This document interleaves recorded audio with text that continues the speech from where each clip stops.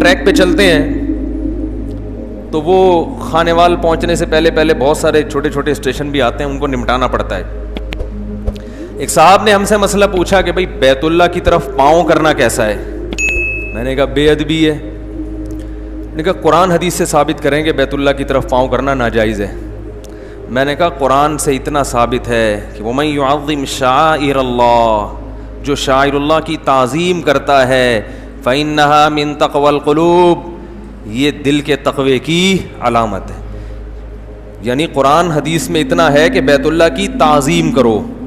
شاعر اللہ میں بیت اللہ تو سب سے پہلے ہے نا.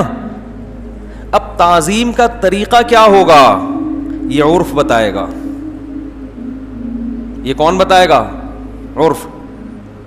میں نے کہا عرف میں کسی کی طرف پاؤں کرنا, بولو بھائی, بے ادبی ہے. تو بیت اللہ کی طرف پاؤں کرنا کیوں بے ادبی نہیں ہوگا؟ ہے بھائی, یہ ایسا ہی ہے جیسے قرآن حدیث میں ہے نا والدین کا احترام کرو, ہے نا. اب آپ ابا کے سامنے پاؤں پھیلا کے بیٹھے ہوئے ہیں, یوں ابا کی طرف پاؤں رکھ کے, آپ ابا کہیں یار ایسا نہیں کرو, ذرا پاؤں سمیٹو, میں تمہارا باپ ہوں. آپ کہیں ابا اللہ نے ہمیں ابا کے احترام کا حکم تو دیا ہے, پاؤں پھیلانا ابا کے سامنے منع ہے. اس پر کوئی حدیث میری نظر سے آج تک نہیں گزری, یہ مولویوں کی بنائی ہوئی باتیں ہیں. تو جو یہ دلیل دینا آپ اس کی طرف پاؤں کر کے بیٹھ جائیں ایسے کر کے. جو یہ دلیل دینا آپ کہیں ٹھیک ہے یہ میرے طلبے دیکھتے رہو. اور میں بعض لوگ کہتے ہیں جب بیت اللہ کی چھت پہ چڑھنا جائز ہے تو پاؤں کرنا جائز کیوں نہیں ہوگا جب پاؤں کے نیچے آپ نے بیت اللہ کو کر دیا مکمل کھڑے ہو کر بھائی. تو ان لوگوں کے دو جواب ہیں. ایک جواب یہ کہ آپ تو قیاس سے کام لے رہے ہیں, چھت کو قیاس کر رہے ہیں کس پر؟ پاؤں پھیلانے پر. دوسرا جواب یہ ہے جو اصل جواب ہے کہ چھت پہ کھڑا ہونا یہ بے ادبی نہیں سمجھا جاتا. سمجھ میں آ رہی بات؟ کسی کی طرف پاؤں کر کے کھڑا ہونا یہ بے ادبی, جو چیز سمجھی جائے گی نا جیسی اس پر وہ حکم لگائیں گے. یہ ادب جو ہے نا اس کا تعلق عرف سے ہوتا ہے. عرف بڑی عجیب چیز ہے. دیکھو ایک مثال سے بات سمجھاتا ہوں. آپ کے ہاں گھر میں میز پہ قرآن رکھا ہوا ہے, آپ اونچی جگہ پہ چڑھ جاتے ہیں, نیچے قرآن رکھا ہوا ہے, اس کو بے ادبی سمجھا جاتا ہے نا. تبھی کہتے ہیں بھائی نیچے قرآن رکھا ہے تم چپل لے کے اوپر چڑھے ہوئے ہو. لیکن آپ اگر چھت پہ چڑھ جائیں اور چھت کے نیچے والی شیلف پہ قرآن رکھا ہوا ہو, اس کو بے ادبی, حالانکہ عقلی لحاظ سے یہ اس سے بھی بڑی بے ادبی ہے کہ بھئی آپ بالکل اوپر چڑھ گئے اور بالکل چھت کے نیچے کیا ہے بھائی اسی پورشن میں نیچے کئی قرآن ایک بھی نہیں ہے. مثلا یہ مسجد ہے, یہاں درجنوں قرآن رکھے ہوئے ہیں, آپ مسجد کی چھت پہ جائیں گے تو سارے درجنوں قرآن آپ کے پاؤں کے نیچے. لیکن عرف میں اس کو نیچے سمجھا نہیں جاتا, عرف میں اس کو بالکل ایک الگ مکان سمجھا جاتا ہے. آپ اپنے بچے کو کندھے پہ بٹھا لیں یہ بے ادبی نہیں سمجھی جاتی, بچہ آپ کی طرف پاؤں کر کے بیٹھے گا تو یہ بے ادبی سمجھی جاتی ہے. جو لوگ یہ کہتے ہیں نا کہ بیت اللہ کی طرف پاؤں کرنا جائز ہے اور دلیل سے ثابت کرو ناجائز, میں کہتا ہوں بادشاہ کی طرف پاؤں کر کے بیٹھ جاؤ, یا جو عالم یہ فتویٰ دے رہا ہے اس کی طرف پاؤں کر کے بیٹھو, ٹھیک ہے نا, پھر دیکھو کیا ہوتا ہے. میں سعودی عرب میں بیٹھا ہوا تھا ایک دفعہ جدہ ایئرپورٹ پہ, تو میں ایسے پاؤں کر کے بیٹھا ہوا تھا یوں, تو میرے پاؤں کسی عرب کی طرف تلوا کا رخ تھا, جو کہ نہیں ہونا چاہیے, ایک بے ادبی کی بات ہے. تو اس عرب نے آ کے مجھے تنبیہ کی کہ پاؤں نیچے کریں, آپ کے پاؤں میری طرف. میں نے فوراً معذرت کی ان سے, میں نے کہا بہت معذرت, عذراً. تو اب ایک پاؤں کا تلوا کسی عربی کی طرف ہو رہا ہو جس کو وہ برداشت نہیں کرتے, اور بعض لوگوں کا مزاج نازک ہوتا ہے, ٹھیک ہے, تو پورے دونوں پاؤں بیت اللہ کی طرف ہوں گے تو یہ بے ادبی نہیں سمجھی جائے گی کیا؟ ہاں میں یہ ضرور کہتا ہوں کہ آپ کسی پہ فتویٰ نہ لگائیں. اگر کوئی دونوں پاؤں بیت اللہ کی طرف کر کے بیٹھا ہوا ہے تو میں اس کو یہ نہیں کہتا کہ بے ادب ہے یہ, اس لیے کہ وہ کسی عالم کے فتوے پر عمل کر رہا ہوتا ہے, اور عوام میں اتنی باریک باتوں کا شعور کیونکہ بہت سے عرب علماء کہتے ہیں کہ جائز ہے بیت اللہ کی طرف, تو وہ بیچارہ اس کی بس میں جو تھا وہ اپنی بساط کے مطابق فتویٰ لے کے عمل کر رہا ہے, لیکن لاجیکلی یہ درست نہیں ہے. یعنی ہم یہ نہیں کہیں گے کہ اس کی نیت غلط ہے, بھائی ہم مسلمان کے عمل کی حد الامکان اچھی تعویل کریں گے, لیکن آپ ایسی حرکت کی کوشش نہ کریں. ہمارے حضرت بیت اللہ گئے تو فرمایا کہ ایک پٹھان کو ہم نے دیکھا کہ وہ ایک عربی بیت اللہ کی طرف, وہ جو بیت اللہ کی طرف پاؤں کر کے بیٹھے نا, وہ جا کے اس کے پاؤں پہ ڈنڈا مارا تھا. تو یہ ناجائز پاؤں سمیٹو, تو وہ جواب میں کہتے کہ دلیل عیش دلیل, اس کے ناجائز ہونے کی دلیل کیا ہے؟ تو وہ پٹھان کے ہاتھ میں کوئی سے لاٹھی تھی, اس نے کہا ایک اور کوڑے مار کے, یہ دلیل ہے. یہ کیا ہے؟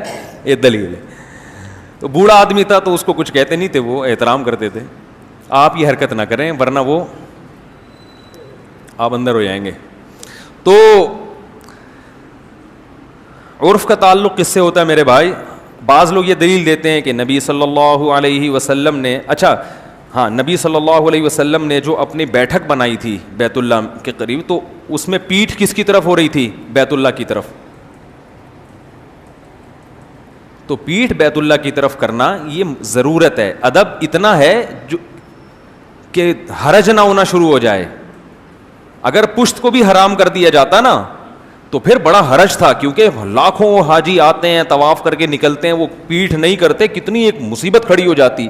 تو اس لیے اللہ کے نبی نے اپنے عمل سے بتا دیا کہ بھائی پشت کرنے کی اللہ نے ہمیں اجازت دی ہے, کیونکہ اس میں حرج واقع ہے نا. وہ ادب جس کی وجہ سے آپ حرج میں پڑھنا شروع ہو جاؤ, وہ ادب پھر جائز نہیں ہے, اس میں مسلمانوں کو نقصان ہے. اسی وجہ سے ہم کہتے ہیں کہ بیت اللہ کی طرف پاؤں کرنا, یہاں بھی بیت اللہ کی طرف پاؤں کرنے کی اجازت نہیں ہے آپ کو, لیکن اگر جوڑوں میں درد ہے, کوئی مسئلہ ہے, بیٹھنا مشکل ہے, زمین پہ بیٹھ کے آپ نماز پڑھتے ہیں, پاؤں فولڈ کرنا مشکل ہے, تو آپ بیت اللہ کی طرف پاؤں کریں, کیونکہ ادب اس حد تک کیا جائے گا جس میں حرج واقع نہ ہو. اگر تنگی ہونے لگی ہے, مشکل ہو رہی ہے, پھر شریعت نے اجازت دی ہے, آپ پھر بیت اللہ کی طرف پاؤں بولو بھائی کر سکتے ہیں. اسی طرح یاد رکھو کہ ہمارے ہاں ادب میں کچھ چیزوں میں غلو ہوتا ہے جس کی وجہ سے نقصان ہوتا ہے. مثلاً مسجد میں لوگ قرآن کی تلاوت کرتے ہیں, پچھلی صف میں, اگلی صف میں کوئی بیٹھے گا نہیں, وہ کہے گا اس کی طرف پیٹھ ہو رہی ہے.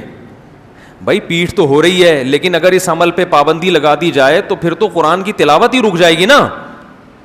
پھر تو صرف وہی تلاوت کر سکے گا جو اگلی صف میں بیٹھا ہے, باقی پیچھے صف والے سارے تلاوت سے محروم. تو جب اتنا رش ہوتا ہے تو پھر قرآن کی طرف پشت کرنے میں کوئی حرج بولو بھائی نہیں ہے, کیونکہ پھر تو آپ لوگوں کو تلاوت سے روک رہے ہیں. ایسا ادب جو عمل سے ہی روک دے آپ کو, اس میں پھر حرج ہے, پھر اس کو اپنے اوپر مسلط نہیں کر لینا چاہیے.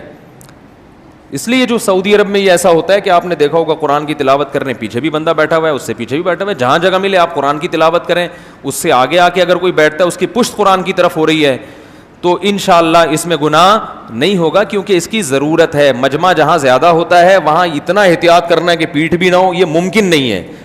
اس میں حرج ہے, بہت ٹینشن ہے. تو ادب کی وجہ سے اتنی ٹینشن اپنے اوپر مسلط کر لینا, اس کی مثال ہے ایک آدمی بیمار لیٹا ہوا ہے, ابا گھر میں آئے, وہ احترام میں بیٹھ نہیں پا رہا بیچارہ, تو ابا کو غصہ نہیں آئے گا نا, ابا بولیں گے بھائی کوئی بات نہیں, بیچارے کی طبیعت خراب ہے. ورنہ ابا جب بھی گھر میں آئے تو جو شریف آدمی ہوتا ہے وہ ابا کے استقبال میں کم از کم اٹھ کے ایک دفعہ بیٹھتا ضرور ہے کہ ابا حضور تشریف لا رہے ہیں. سمجھ رہے ہیں کہ نہیں سمجھ رہے؟ تو اب یہ ادب کی بات چل پڑی ہے تو میں وہ حضرت کا مسئلہ بھی حل کر دوں کہ عربی میں ادب کے اصول کچھ اور ہیں, اردو میں کچھ اور ہے. عربی میں تم سے بات کرنا بے ادبی نہیں ہے. صحابہ نبی سے انتا کے ذریعے خطاب کرتے تھے. انتا واحد مذکر تو کے لیے استعمال ہوتا ہے. اردو میں آپ اپنے باپ کو تو سے خطاب کریں, یہ بے ادبی ہے. تو جب باپ کو تو سے خطاب کرنا بے ادبی ہے تو نبی کو تو سے خطاب کرنا تو بہت بڑی بے ادبی ہوگی. کیا خیال ہے؟ انتا کا لفظ استعمال ہوا ہے احادیث میں. صحابی جب نبی سے بات کر رہے ہیں انتا واحد مذکر تو, تم عربی میں جمع کے لیے بھی آتا ہے اور ادب و احترام کے لیے بھی. تو ہم عربی میں اردو میں تم کا لفظ یا آپ کا لفظ استعمال کرتے ہیں. تو اسی طرح یاد رکھو, یہ جو بعض لوگوں نے شوشے چھوڑ دیے ہیں کہ کسی حدیث میں حضرت کا لفظ نہیں ہے, اس کے لیے حدیث کی ضرورت نہیں ہے. صحابی کا احترام واجب ہے, تو احترام کا جو طریقہ اردو میں رائج ہوگا اس طریقے کے مطابق ہم صحابی سے صحابی کا نام لیں گے. صحابی کا نام حضرت لگانا کوئی لازم نہیں ہے, لیکن بہتر ہے بھائی ہمارے عرف میں حضرت کا لفظ احترام. حضرت ابو ہریرہ نے کہا نہیں, فرمایا. بھائی نہیں آ رہی تو بتاؤ, تبھی آپ کہتے ہیں حضرت کیا کر رہے ہیں آج کل, آپ تھوڑا احترام سے نا. ایک اور